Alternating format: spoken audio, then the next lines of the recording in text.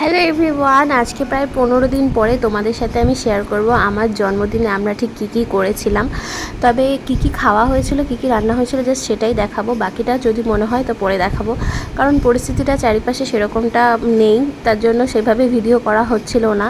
তাই 15 দিন পরেই তোমাদের সাথে ভিডিওটা শেয়ার করছি। তা সেই দিন জন্মদিন আমার 15 অগস্টে জন্মদিন, তোমরা অনেকেই জানো।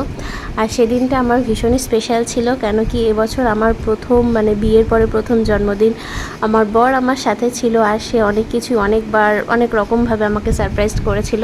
যাই হোক, রান্নাবান্না খাওয়া দাওয়ার প্রিপারেশনটা যা ছিল তোমরা দেখে বুঝতেই পারছো আশা করি। ফ্রাইড রাইস আর পনিরটা আমি নিজে করেছিলাম, আর যেটা ছিল সেটা হচ্ছে দেশি মুরগির মাংস, আর সেটা স্পেশালি আমার মা করেছিল, সেটা কাঠের জালের উনুনে, তাই কোনো ভিডিও ক্লিপ নেওয়া হয়নি। আর বাকি রান্নাগুলো আমি টুকটাক করে করার চেষ্টা করেছিলাম, আর ছোটোখাটো সেলিব্রেশনের মাধ্যমে আমার জন্মদিনটা কাটিয়েছিলাম।